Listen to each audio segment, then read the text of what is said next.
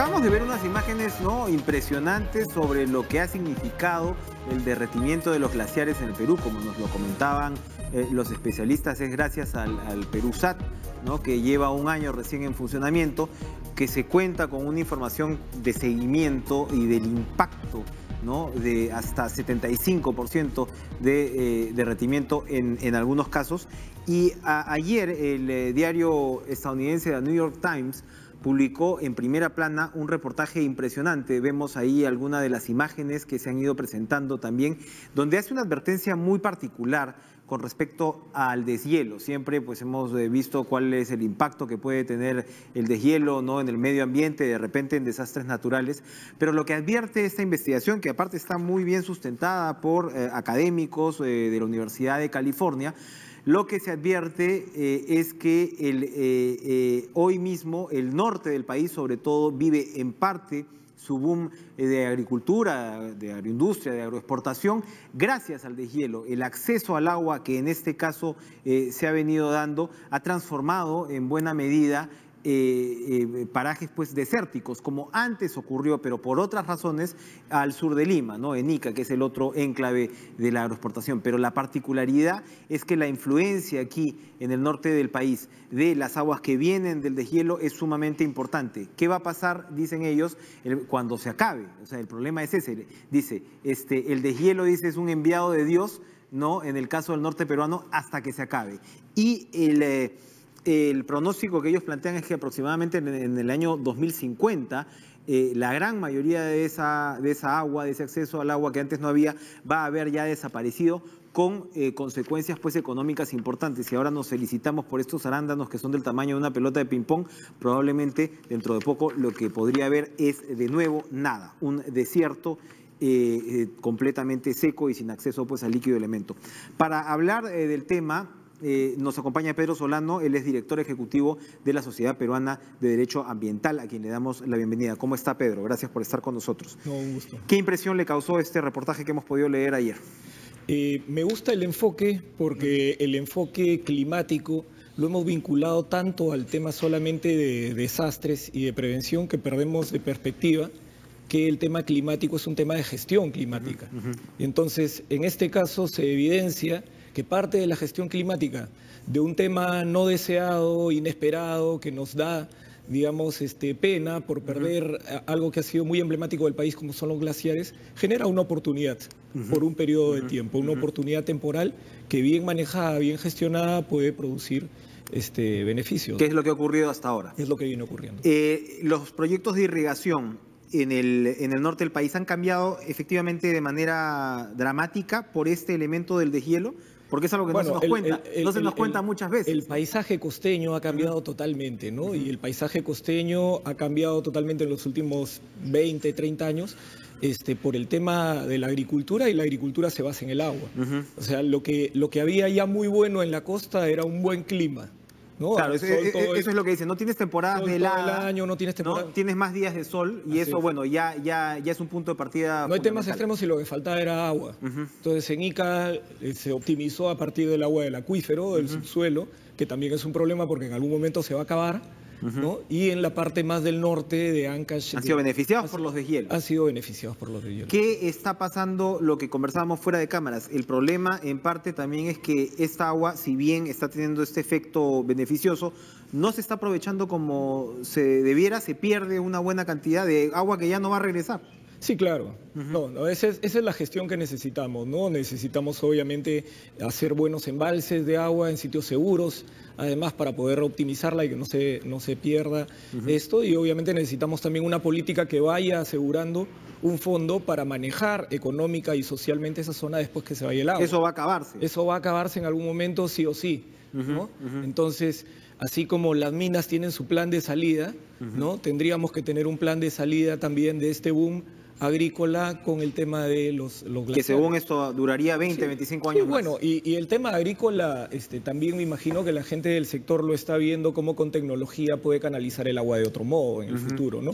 Pero creo que es bien importante que la gestión climática incluya cómo manejar el desarrollo social, económico de toda esta zona, cuando en los 20, 30 años que sigan esto se vaya. Se ha hablado mucho de una política que ya no es de reservorios gigantescos, sino probablemente de micro reservorios y que por ahí debemos ir.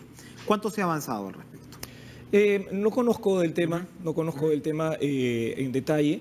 La impresión que me queda es que todavía las juntas de regantes son un poco quienes están manejando el tema de cómo se canaliza el agua en la zona, así que no es muy eficiente, ¿no? Todavía tú lo que ves a lo largo del Perú son estos canales de riego con grandes volúmenes de agua, que mucha de esa agua se desperdicia, se va, ¿no? ¿Cuáles son las políticas que la Sociedad Peruana de Derecho Ambiental propone al respecto? Hay varias cosas. Primero, mira, lo del cambio climático, creo que cada vez el Perú es más consciente a nivel internacional también. En este momento la agenda política principal en cambio climático es la ley. Sabes que hay una iniciativa de una ley en el Congreso de la República desde hace aproximadamente 5 o 6 años. Felizmente en los últimos meses se avanzó mucho. Hay un texto consensuado ya con dictamen favorable de la Comisión de Ambiente, Ecología y Pueblos Indígenas, y se espera que ese dictamen pueda ser llevado al Pleno ya para debate, ¿no? Es un proyecto de ley bueno, es un proyecto de ley que establece principios, establece enfoques, define el tema de la articulación de la gestión pública para la gestión climática, encomendando al Ministerio del Ambiente que sea una suerte de autoridad nacional, de ente rector para esto, que coordine con los diferentes sectores de gobierno y también con los niveles de gobierno regionales, municipales. Habla del tema de financiamiento, entonces es un avance que luego deberá ser reglamentado y sobre todo meter dentro ya del concepto de planificación y de gestión pública que hay que administrar esta realidad, ¿no? Que es que el clima está cambiando y si el clima cambia, va a cambiar la economía, van a cambiar factores sociales, van a cambiar varias de las cosas con las que hemos venido trabajando en el pasado. Otro, por supuesto, de los puntos en los que incide este reportaje es que dice cómo, si bien la mayoría del país vive en esta franja desértica que es nuestra costa peruana, ¿no? Que siempre pues estas cosas un poco al mundo al revés, ¿no? Aproximadamente el 60% de la población, la concentración de la economía acá. Tu gran fuente de agua sigue estando, por supuesto, en la Amazonía. En la Amazonía. ¿Cómo va a cambiar esto? Porque estábamos conversando precisamente, usted decía también la matriz hídrica del enclave agroexportador del sur del país, ¿no? Que también ha sido muy celebrada y tenía este modelo israelita, ¿no? del riego por goteo. Usted nos dice cómo estas aguas subterráneas también van a terminar. En el norte estamos viendo esta advertencia. Entonces, claro, estos paradigmas van a cambiar.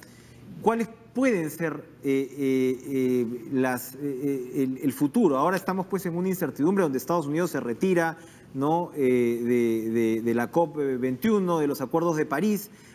Todavía no se sabe muy bien qué va a pasar, se está esperando pues un liderazgo chino, ¿no?